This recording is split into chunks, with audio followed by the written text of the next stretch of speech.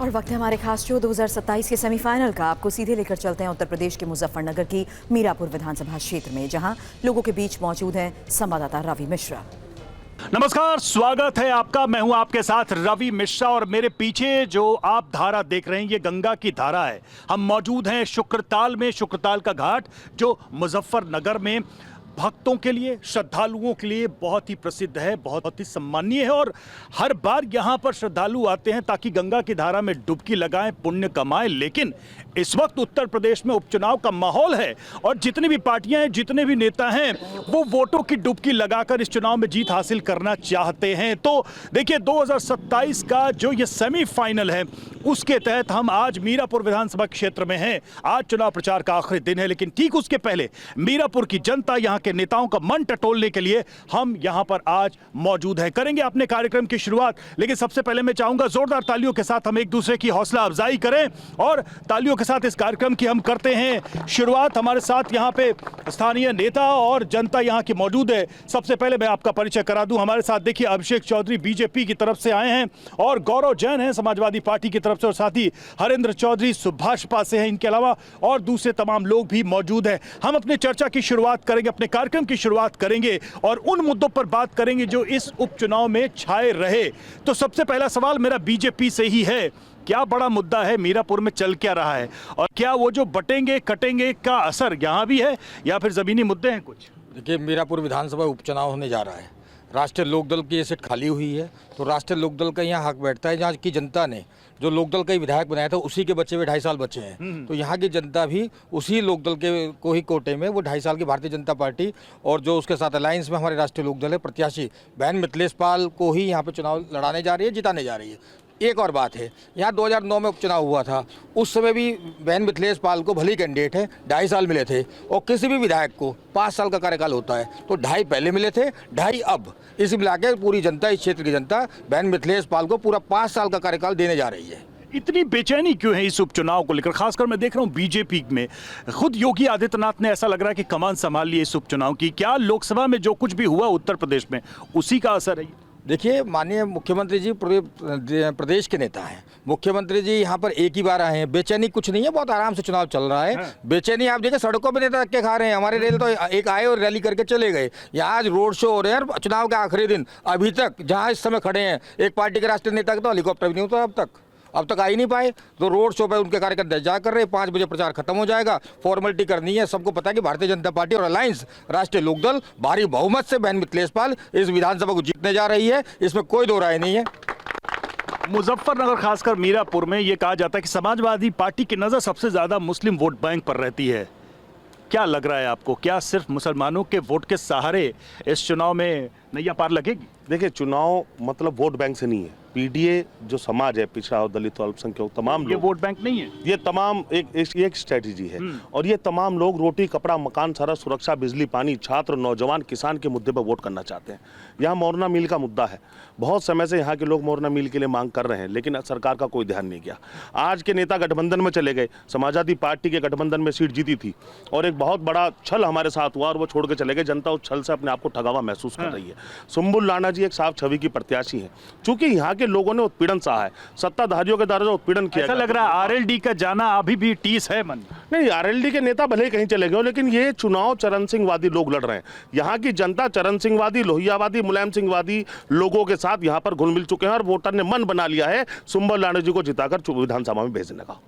आप लोग चुनाव किस लिए लड़ रहे हैं? इनको हराने के लिए, उनको हराने के लिए? हम ये खेल खराब कर रहे हैं। हम चुनाव लड़ रहे हैं समाजवादी को हराने के लिए। हाँ। साफ साफ बिल्कुल एनडीए के प्रत्याशी को जिताने के लिए चुनाव लड़ रहे हैं और समाजवादी को हराने के लिए चुनाव लड़ रहे हैं, सबक सिखाने के लिए चुनाव लड़ तो रहे हैं। मुद्दे क्या है, क्या कह रहे हैं आप लोग जनता से? मीरापुर की जनता से क्या? विकास का मुद्दा है, मोरना मिल के विस्तारीकरण का मुद्दा है। विस्तारीकरण होगा, 101% होगा। और इसके अलावा सुरक्षा का मुद्दा है, बिजली पानी का मुद्दा है। सरकार बढ़िया चल रही है पिछले 7-8 साल से। देखिए, मेरा नाम रामपाल मांडी है और मैं सुहेलदेव भारतीय समाज पार्टी का राष्ट्रीय उपाध्यक्ष के साथ साथ नवराज्य निर्माण महासंघ का राष्ट्रीय कार्यवाहक राष्ट्रीय अध्यक्ष भी हूँ।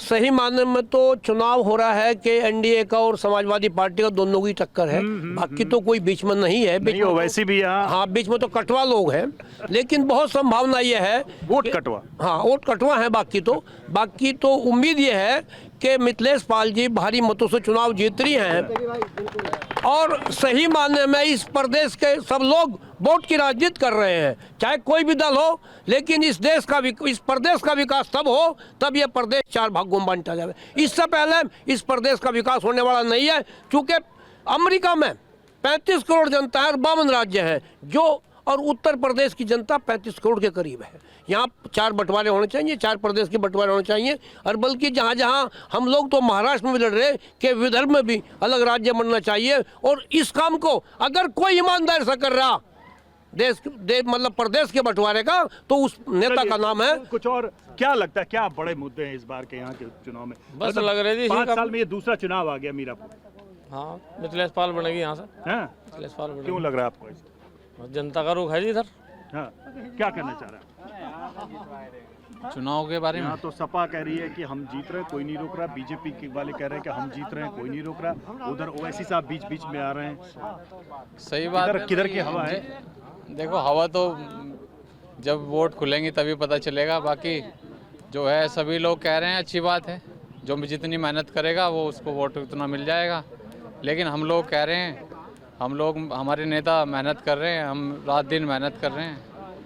नहीं तो जो मुद्दे परिणाम- क्या है, किस मुद्दे पे? मुद्दे वही हैं, बेरोजगारी, महंगाई, गरीबी, लाचारी, जो शोषण हो रहा है गरीबों के साथ। बटेंगे तो कटेंगे मुद्दा नहीं है। नहीं, ना तो बटेंगे ना कटेंगे, एक साथ लड़ेंगे और क्या जीतेंगे। बोलिए क्या कह रहे हैं? ये कि हमारी मिथिलेश पाल जीत कर आएगी हमेशा। जय श्री राम, जय श्री राम। मिथिलेश पाल हकीकत जीत के रहेगी। मिथिलेश पाल हम जिंदाबाद। हम मिथिलेश पाल। मिथिलेश पाल, आप कुछ कहना चाह रहे हैं? हैं? मिथिलेश पाल जीतेंगी। विकास का मुद्दा है, सुरक्षा का मुद्दा है, इसलिए ऑलरेडी वोट देंगे। माननीय मुख्यमंत्री 3-4 बार हमारे यहाँ आ चुके हैं। तो आरएलडी के इधर या उधर जाने से कोई फर्क नहीं पड़ेगा? ना कोई हैं? पहले सपा के साथ थे, अब कोई फर्क नहीं पड़ता जी सर। और एलडी जीत रही है, मिथिलेश पाल भारी मतों से जीतेगी। आप कुछ कहना? हम बीजेपी के साथ थे, साथ हैं, साथ रहेंगे। और हमारे यहाँ से गठबंधन से जो प्रत्याशी आ रही है, मिथिलेश पाल जी आ रही है, 100% जीत के जाएगी यहाँ से। ये हमारा यहाँ का एक चीज जो इस पूरे चुनाव में छाई रही, जो समाजवादी पार्टी की तरफ से भी आरोप लगाया जा रहा है कि बीजेपी विभाजनकारी जो स्लोगन है, वो संदेश है, वो देकर लोगों में डर पैदा करके वोट जमा कर रही है, और खासकर हिंदुओं में। तो मतलब भाई योगी आदित्यनाथ मुख्यमंत्री हैं, ऊपर केंद्र में भी भाजपा है, हिंदुओं को किस बात का डर? देखिए, मेरे सम्मानित साथी शायद अभी भूल जाते हैं, मैंने समाजवादी पार्टी का ट्वीट निकाला है 5 तारीख का। और समाजवादी पार्टी ने ये ट्वीट किया है, टालेंगे तो बुरी तरह हारेंगे। पूरे प्रदेश के अंदर गंगा स्नान जैसा महापर्व मनाया जाता है, और पूरे प्रदेश में गंगा, जहां हम खड़े हैं शुक्रताल, यहाँ पूरे आस्था का केंद्र है। जब ये सम्मानित नेता अखिलेश यादव जी पूरे प्रदेश के अंदर चुनाव टाला गया सिर्फ गंगा स्नान की वजह से, और ये कह रहे टालेंगे तो बालेंगे। ये राजनीति करते हैं हिंदू मुस्लिम को काटने की। जब ईद का कोई मामला होता है तो अखिलेश यादव आगे आ जाते हैं, और जब हिंदुओं का कोई त्योहार है तो उसे टालने की बात करते हैं, जो तोड़ने की बात करते हैं, बांटने की बात। वो तो कह रहे हैं कि आपने अयोध्या में मंदिर बनाया, वहीं से हार गए।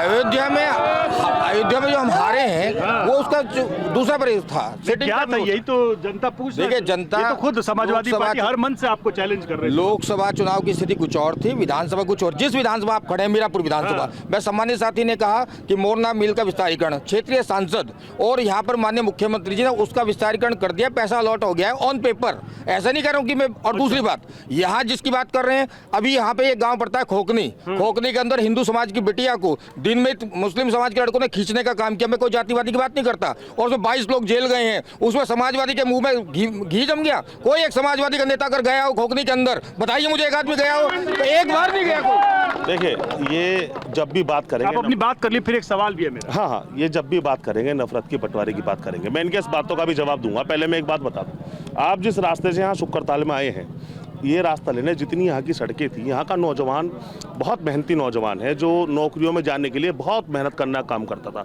सुबह 4 बजे से नौजवान दौड़ लगाना शुरू कर देता था और बहुत मेहनत करके नौकरियों में जाने का प्रयास करता था। फौज में जाना चाहता था, नौकरियों का मुद्दा है यहाँ। फौज में जाना चाहता था, पुलिस में जाना चाहता था, लेकिन आज आप खुद चेक कर लीजिएगा सुबह आके कि सड़कें सूनी हो गई। 2014 के बाद फिर 17 के बाद बताइए, जैसे ये शुक्रताल में देख रहा हूँ, मतलब यही इसी जगह जहाँ पे हम खड़े हैं, मेरी बात बीच में रहेगी। आज यहाँ का नौजवान 2014 और 17 के बाद नौकरियों के लिए तरस गया। यहाँ का नौजवान बेरोजगार नौजवान है। दूसरा बिंदु, आज किसान आंदोलन जब दिल्ली के अंदर हुआ तो मीरापुर किसानों के आंदोलन में सहयोग करने वाला सबसे प्रमुख विधानसभा क्षेत्र था। और क्या हुआ? किसानों के आंदोलन को एमएसपी का वादा करके उठा दिया, और जब एमएसपी की मांग के लिए उस वादे का सवाल करने के लिए किसान निकला तो शंभू बॉर्डर पर गोलियां और हथगोले चलने का काम, अश्रु गैस के गोले चलने का काम किसानों को ऊपर, किसानों को अरे माननीय कैसी बात कर रहे हैं? एक बात कर रहे थे कोई घटना वाली। इनकी भाजपा का एक नगर अध्यक्ष सहारनपुर के अंदर 2 लड़कियों को सरेआम अपहरण करता हुआ पकड़ा गया। लड़कियों ने शोर मचाया, जनता ने पकड़ के उसको धुना, पुलिस को देना। अरे मान्यवर,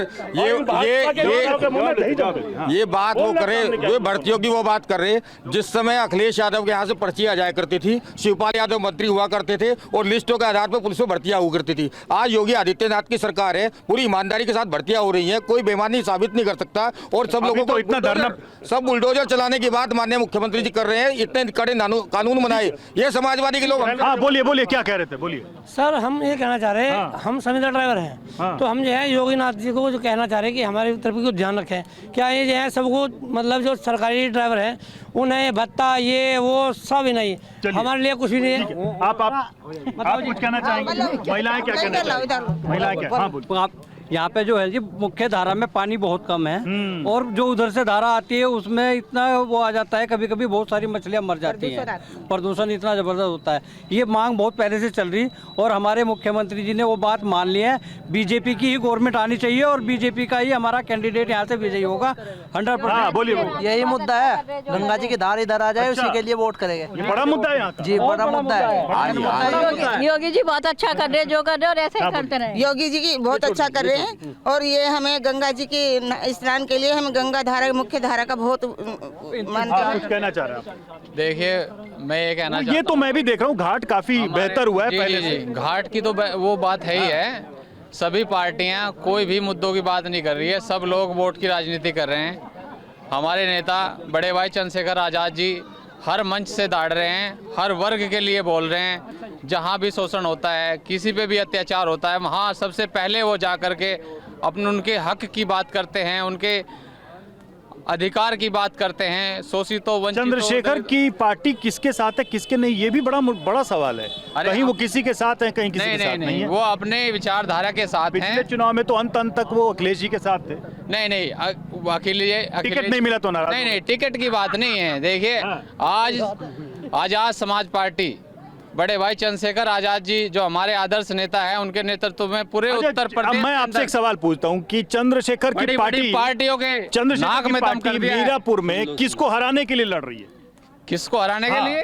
किसको हराने के लिए? अरे सारी, क्योंकि वो तो दोनों कह रहे हैं कि हम जीत रहे हैं, तो आप किसको हरा रहे हैं? आपको पता चल जाएगा जिस दिन वोट खुलेगा। अरे आज का हरा रहे हैं, बीजेपी को हरा रहे हैं, किसको हरा रहे हैं? अरे हमारी तो सीधी सत्ता, जो सत्ता में पार्टी है उसको पता चल जाएगा।